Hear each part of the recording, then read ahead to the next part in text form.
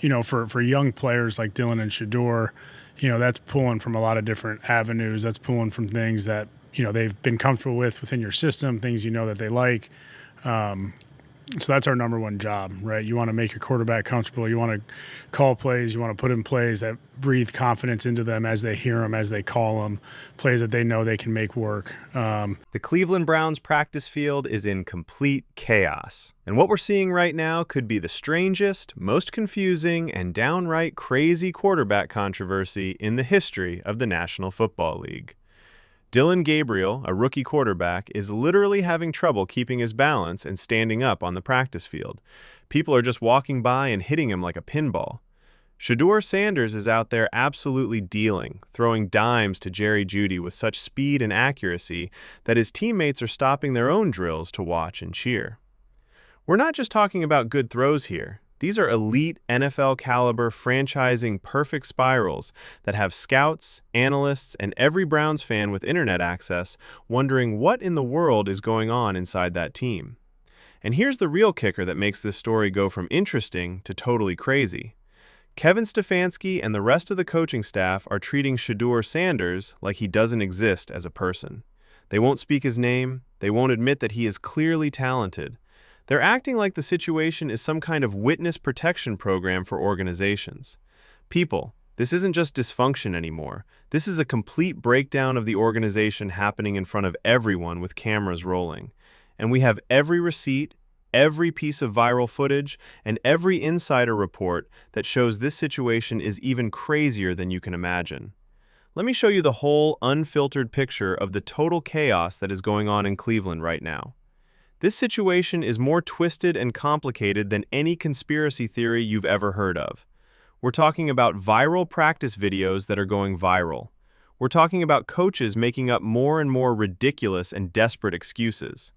We're talking about veteran reporters doing investigative work that would make Woodward and Bernstein from the Watergate scandal very proud. And right in the middle of this mess of dysfunction, Shadeur Sanders is stuck in what might be the most dysfunctional franchise situation since the last Cleveland Browns quarterback controversy, which happened about 3 months ago. This is because this organization just can't help itself. Mary Kay Cabot is a well-known and highly respected Cleveland Browns insider who has written about this team through every kind of success and failure imaginable for many years. Has been doing work out here that really deserves big journalism awards.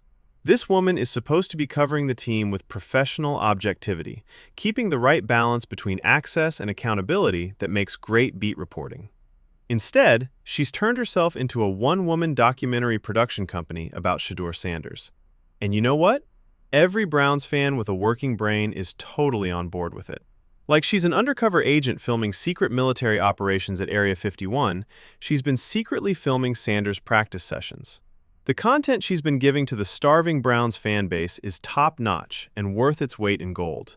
The clip that went viral on social media and drove NFL fans crazy from coast to coast shows Shadeur Sanders throwing passes to Jerry Judy that can only be described as works of art.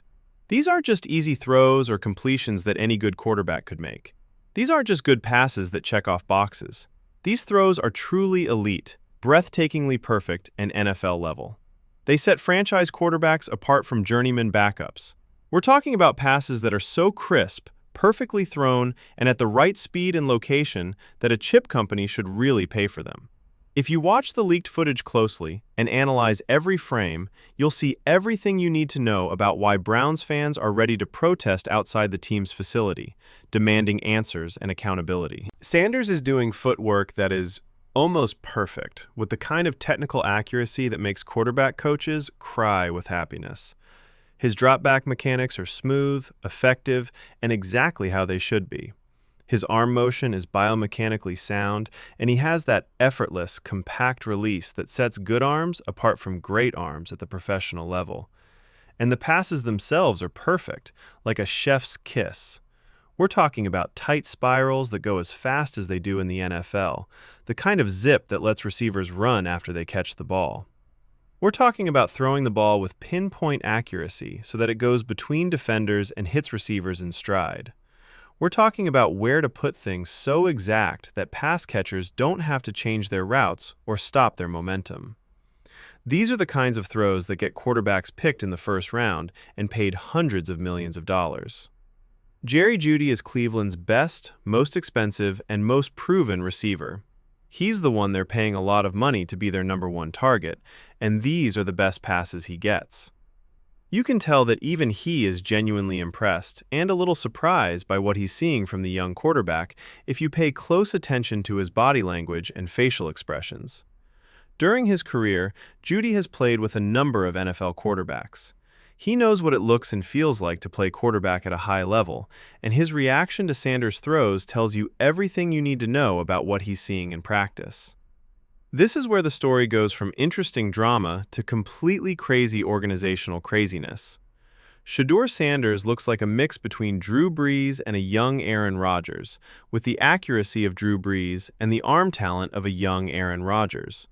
Dillon Gabriel, on the other hand, is literally getting pushed around and almost knocked over by equipment managers and random staff members. I want to stress that I'm not exaggerating at all for dramatic effect. There is real video going around on social media that shows Dillon Gabriel almost falling over because someone walked by him on the practice field.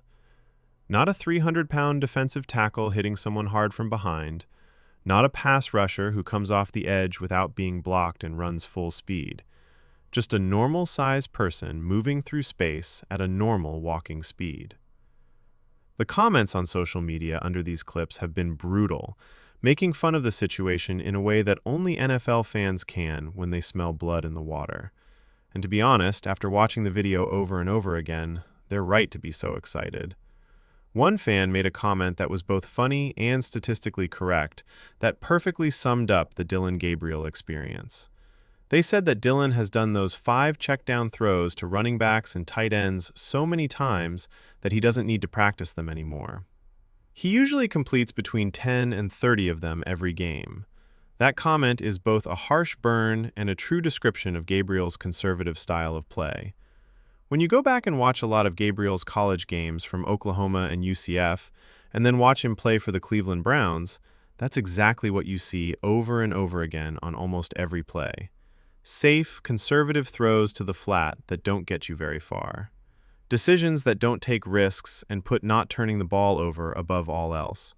The most boring, plain, and uncreative quarterback play that no defensive coordinator in the league is afraid of. He's like going into an ice cream shop with 50 unusual creative flavors and asking for plain vanilla in a cup with no toppings. That choice isn't technically wrong. Vanilla is a perfectly fine taste. But why would you choose the safest, most boring option when you have so many more exciting ones to choose from? You have quarterbacks on your team who can throw the ball downfield and attack defenses vertically. Now, let's talk about the huge elephant that is in the room right now. Or, to be more precise, let's talk about the coaching staff that has made the strange choice to act like elephants don't exist at all.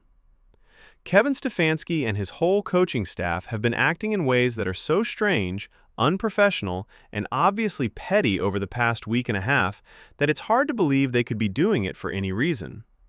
They have all stopped saying Shadeur Sanders' name out loud. Not in press conferences with a lot of reporters and cameras. Not in radio interviews where they are asked direct questions. Not in any public place or recorded conversation at all. It seems like they've made a strange deal to pretend Sanders isn't a real person. Tony Rizzo from ESPN Cleveland has been covering this team for a long time and has seen every kind of Browns problems you can think of. He decided to do his own investigation. He went back and looked at 8 different press conferences from the last 2 weeks and found something that shocked him. Kevin Stefansky never once, not even once, called Shedeur Sanders by his real name during any of the 8 full press conferences. Not even once. When you really think about it, that behavior is completely crazy and unprofessional. This is a quarterback on your 53-man active roster. You drafted this player and are now theoretically looking at how they might help your team in the future. This person could really save your franchise at the position they've been trying to fill for 25 years. The head coach is acting like Lord Voldemort is on the football team, and no one can say his name out loud because they are afraid of dark magic. This week, offensive coordinator Rees jumped on the excuse and deflection train with both feet. He spent what felt like 17 straight hours at a press conference defending Dillon Gabriel with every possible excuse and reason. He wrote a lot of nice things about how fast Gabriel processes information and how quickly he reads defenses. He said that Gabriel had a good understanding of the offensive system and the playbook. He talked about how Gabriel was a good leader in the huddle and at team meetings.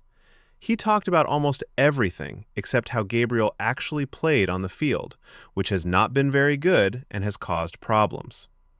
And in all of that long, almost desperate defense of Gabriel, Rees never once said Shadeur Sanders' name. It's clear that this is a planned strategy by the organization to act like Sanders doesn't exist. And seeing it happen in real time is both very interesting and very scary. Thank you, Cleveland sports media, for your hard work and love of journalism. They have all had enough of this obvious nonsense. Tony Rizzo, in particular, has been on a warpath all week, and his commentary has become must-see TV for anyone who likes to see organizations fall apart, coaches do bad things, or just good old-fashioned sports drama. The man is bravely saying things that Browns fans have been feeling deep down, but for some reason, they couldn't quite put into words or express properly. Rizzo talked about the situation in a brutally honest way that cut through all the corporate and coach speak and got straight to the heart of what was really going on in one of the most memorable and widely shared parts of his show. He said something deep and terrible. When your coach stops making sense, when the explanations don't make sense anymore, and the choices don't make sense anymore, it's time for that coach to leave. Take a moment to really think about what that means. This isn't some hot take artist trying to get clicks and drama to boost their engagement numbers. This isn't some random blogger trying to get attention by throwing inflammatory bombs. Tony Rizzo is a veteran sports reporter from Cleveland who has covered this cursed franchise through every possible thick and thin. But let's be honest, when you look at the win-loss records, it's mostly been thin.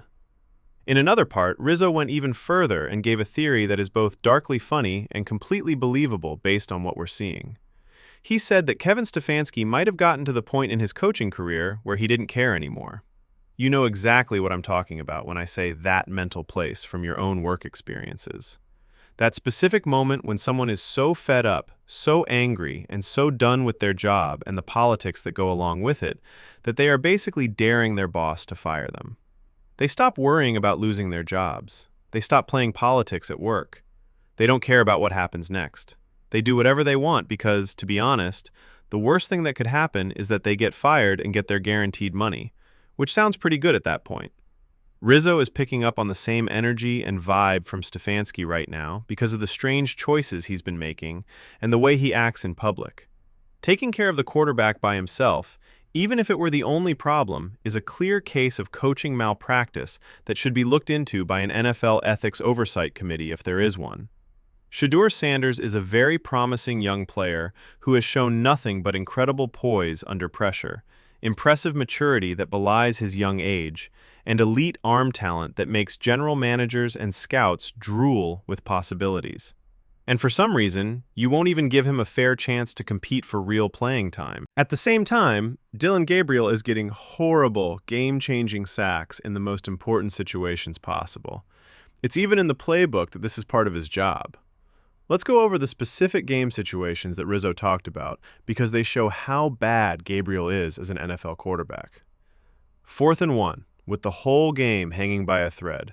Possible playoff implications on the line. What does Dillon Gabriel do when the pressure is on and it's really important? Instead of just handing the ball to your talented running back for what should be the easiest and most automatic conversion in football history, he takes a devastating, drive-killing sack. The first half is over, and there are only 12 seconds left on the clock.